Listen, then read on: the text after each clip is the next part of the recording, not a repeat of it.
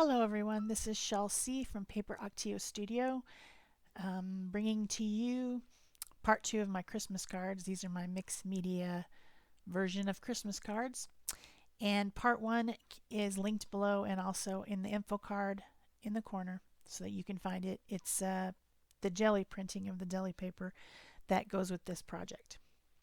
So I'm starting out here with a 11 by 17 piece of cardstock. It's glossy cardstock. I never use this anymore, and so I'm just using it for this.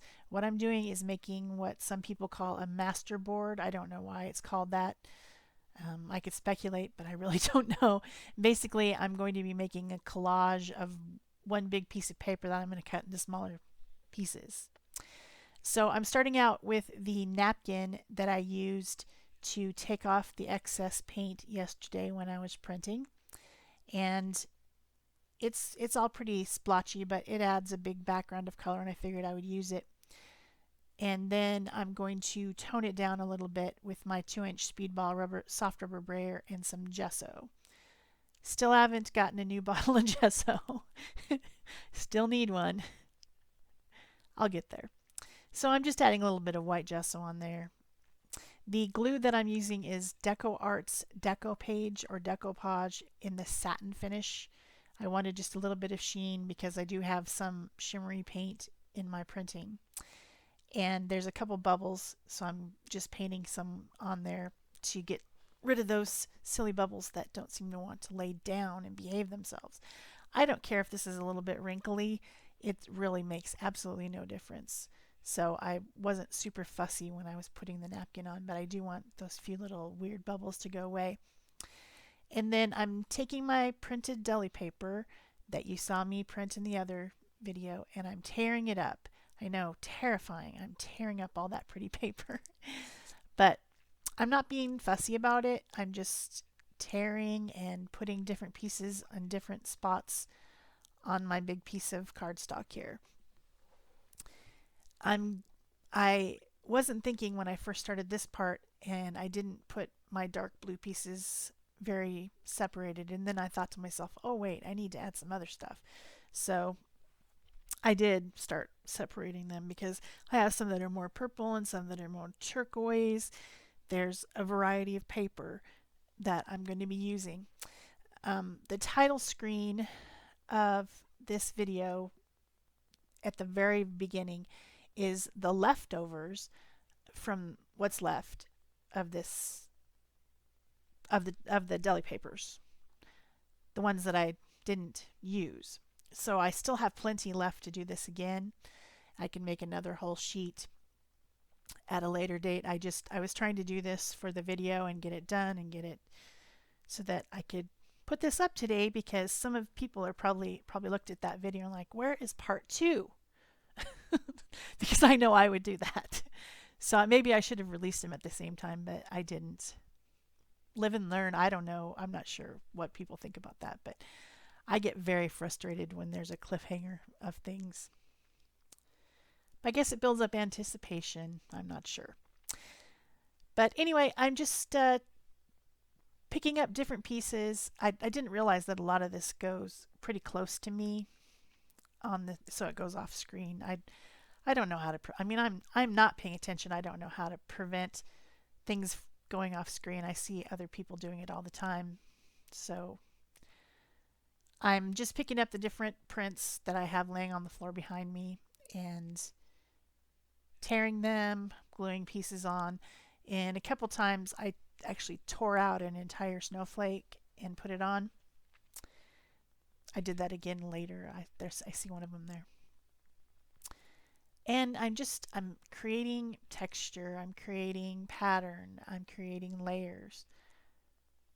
And this turns out beautifully. I mean, I don't want to be able to see specifically what it is. Like, I don't want to look at that and say, and I want the impression that it's snowflakes and it's wintry and it's cold and it's those colors, but I don't want to be drawn to a specific image. Like, oh, there's a snowflake. Because this is a background. I'm going to be using this as a background and texture on my cards. And then they will all have a focal point. So I hope you guys understand what I'm doing and why I'm doing this. This is a very quick way for me to make some pretty, I think, spectacular cards, and you'll see them at the end. I'm going to start making them on video, but I'm not going to make you sit through all of them. There is 19 cards from this project.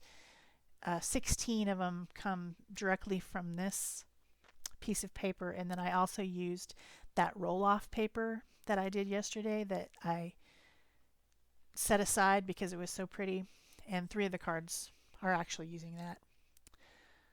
So I sped this up pretty fast. There's another one of the whole snowflakes. That's such pretty paper. I wished I didn't have to tear it up. Sometimes you just look at the prints and you're like, I just want to keep this forever and ever. That's why I made my jelly print journal that you guys might have seen when I was doing Nano Jamo Challenge. It's because I really like them, but you know, you make them so that you can use them. Sometimes it's hard. So I made them into a journal. So now I'm just spritzing this with a little bit of white linen dilution spray just to kind of unify, because I have a real light side and a real dark side because of the original napkin, probably is the reason that is. And then I've also got some I believe it's Calypso Teal dilutions that I'm going to spritz a couple spritzes on there just to kind of get rid of those white spots on the right hand side there. Here it comes. There it is. I kind of spritz it and then blot it. I just want straight uniform color. And then I'm going to dry the heck out of this. And there was about a 3-minute drying session, so I cut that out. I think you've probably seen people dry things with the heat tool before. I'm pretty sure you have. Okay, now I've got my little 4-inch circle jelly plate, and I'm just going to use it as an ink pad. And you say to yourself, why isn't she just using ink pad? And that is because the whole surface on there is sealed, and it's plasticky feeling because it's that satin decoupage or decoupage, however you say it.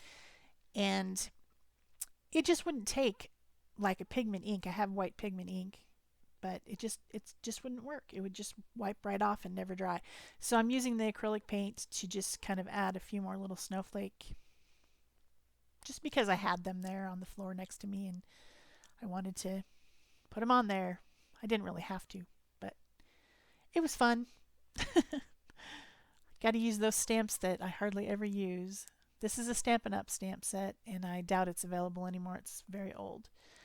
I have a lot of very, very old Stampin' Up! Stamp sets because I was a demonstrator for 10 years, but that was about 10 years ago. So a lot of the stuff that you see me use, if it's stamps, is Stampin' Up! Also, the papers that you will be seeing me use later when I start to make the cards are all Stampin' Up! Cardstock too, left over from my business. That's why I have all that stuff. It's because I used to be in business. So I think this is done. I'm going to give it another quick dry, and then we'll move on to the card making phase right about now. There we go. Okay, so the cards that I'm making are for a standard A2 invitation envelope. That's just the size I use. And the reason that I use it is because an 8.5 by 11 piece of cardstock cut in half either way makes a card that fits into that envelope. And that's the reason that I was showing you. I have it cut the long way, I have it cut the short way, I fold it in half, it's all the same. And then these few little pieces are from the roll-off page that I kept yesterday. And I'm just showing you they make great backgrounds. It's just, I mean, it started out as a roll-off page and I rolled some of those big snowflakes over it.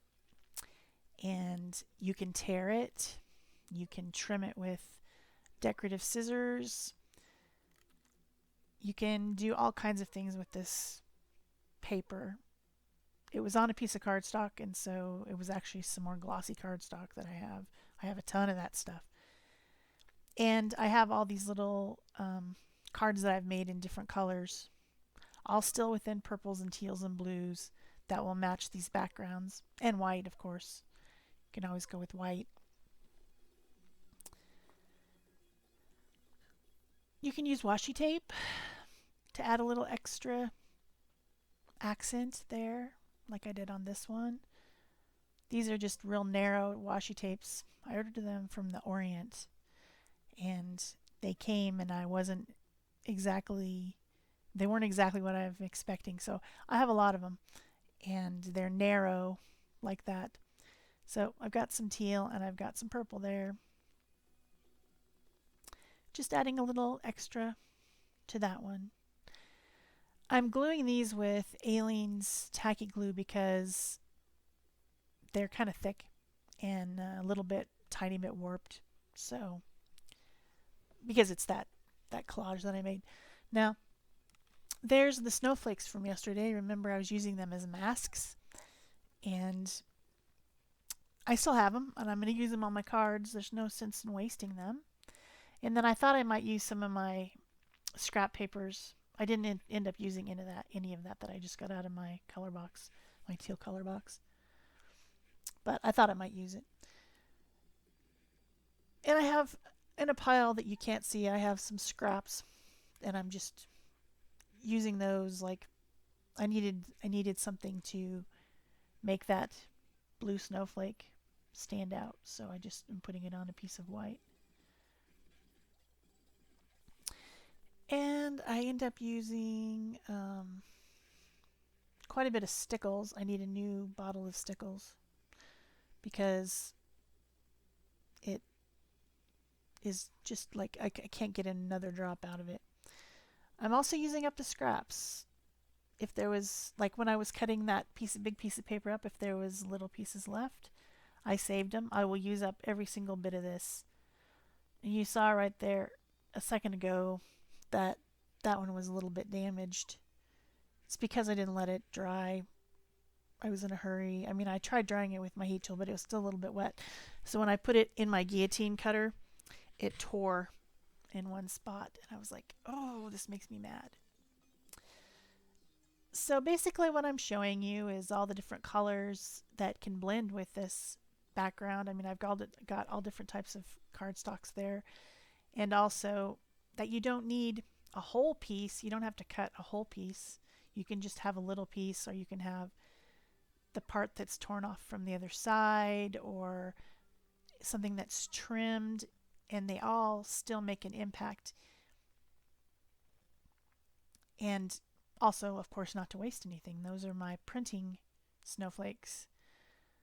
Oh yes, I was showing you. Every time I do something with white, my hands are never clean. I always get a spot. So I just spritzed it with the Calypso teal, and then nobody knows there was a spot on my white cardstock from my dirty fingers. There are no mistakes, only opportunities for embellishment, and I just embellished it with some ink spray. Just worked out great. This one in the background, I don't know if you can see, I used one of those embossing folders. It's a Tim Holtz Alterations one that has snowflakes. I have that Big Shot thing. I hardly ever use it, so while I was punching out some extra snowflakes, because I knew I would need more than just these blue ones, I also punched out some other things, and then I did that whole pressure embossing thing there. So you might want to use ribbon. Here's a little bit of organza ribbon. This stuff is cheap and it's shimmery, so it's pretty. And I just tuck it behind my little accent piece and then tie another little piece over it, and it looks like I tied a bow. Silly people thinking I tied a bow. It's hard enough tying a knot, you can see. So that adds a nice little accent. And then there's one of those white snowflakes that I punched out. I just took like a half sheet of cardstock and punched out a few of those with my die cutting machine. And then I think pretty soon you'll see the other thing that I cut out, which was a lot more fussy. I will say, I really like these Doris brand die cut thingies, these snowflakes that I got at Tuesday morning for $2.99. And the reason that I really like them is because inside the package it comes with a magnetic thing, and when you put them back in the package, all those little thin die cut things just jump right back on the magnet and they stay on there. And I didn't notice it until I was using the Tim Holtz ones today, which you'll see in a second. They come on a card with some double-sided tape, which as I was trying to get the little pieces off the card, off the tape, I bent them, which annoyed me. And then I have no way of storing them, and there's a bunch of teeny tiny little pieces. See all those little tiny things? That's the snowman blueprint. It goes with the stamp set, and I bought it last year and I never used it. I love snowmen. Love them. Most of my ornaments for my tree are snowmen. I think they're so cute. But these die cuts,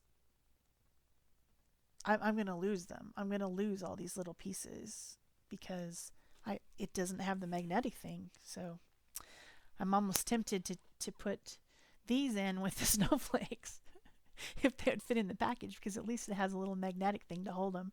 I don't want to have to buy that separately. That's annoying. So I have these little snowmen.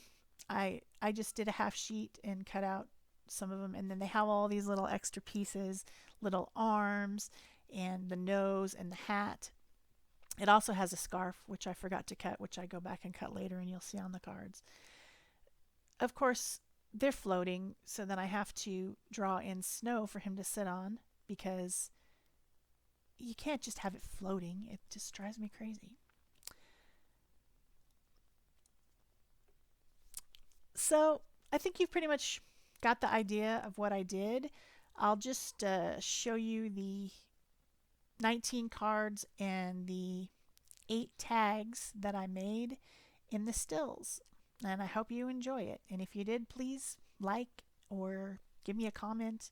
If you have any questions, I will be sure to answer you. And here's the stills. You can see they're all different. Those are the ones from the roll-off sheet. I can't do two things the same. Well, I guess there's one card that there's two versions of it. But otherwise they're all different colors, different designs. And there's little tags. And that's it. Thanks. Bye-bye.